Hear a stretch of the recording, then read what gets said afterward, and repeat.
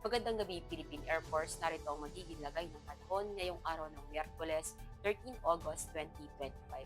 Sa kasalukuyan po ang binabantayan nating bagyo na si Typhoon Goryo na may international name na si Pudulpo ay lumabas na po ng Philippine Area of Responsibility kaninang alas 4 ng hapon.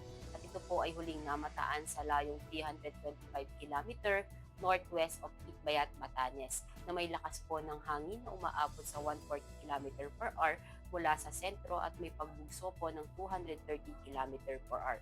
At kumikilos po ito ng west-northwestward ng 25 km per hour.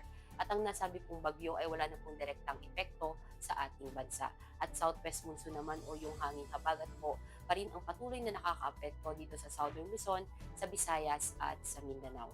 At para naman po sa track nitong si Bagyong Goryo po, ito po ay kikilos sa pagitan po ng mainland ng China at Taiwan ngayong gabi at bukas po na madaling araw, asahan po ito nasa mainland po ng China at kikilos pa rin po ito pa west-northwest po at tuluyan na po itong hihina into severe tropical storm at magda-down po ito ng to low pressure area sa Biyernes po.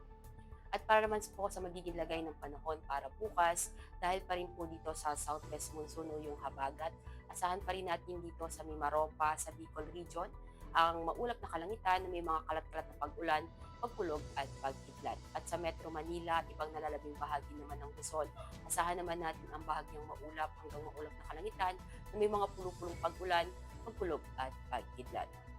At dito naman sa Visayas at Mindanao, asahan pa rin natin dahil sa southwest monsoon dito sa Visayas, sa Zamboanga Peninsula, sa Boracay, sa Northern Mindanao, sa Caraga, sa Sultan Kudarat, sa Sarangani, sa Davao Oriental ang maulap na kalangitan na may mga kalat-kalat na pag-ulan, pagkulog at pagkidlat. At ay ibang nalalabing bahagi ng Visayas at Mindanao, asahan naman natin ang bahagyang maulap hanggang maulap na kalangitan na may mga pumupulong pag-ulan, pagkulog at pagkidlat. At para naman sa magiging lagay ng panahon sa mga susunod na araw, dito sa Metro Manila, asahan natin hanggang linggo pa rin ang maulap na kalangitan na may mga kalat-kalat na pag-ulan, pagkulog at pagkidlat. Gayun na rin dito sa Cavite, sa Angeles, sa Lipa, sa Puerto Princesa, at sa Kalayaan Island. At sa Lapu-Lapu naman, asahan naman natin hanggang Sabado ang maulap na kalangitan, may mga kalat-kalat na pag-ulan, pagkulog at pagkidlat. At pagsapit ng linggo, asahan natin ang bahagyang maulap hanggang maulap na kalangitan, may mga pulupulong pag-ulan, pagkulog at pagkidlat. Ngayon na rin dito sa Zamboanga. At sa Sabdabaw naman, asahan natin sa Biyernes hanggang Linggo ang bahagyang maulap hanggang maulap na kalangitan na may mga pulupulong pag-ulan, pagkulog at pagkidlat.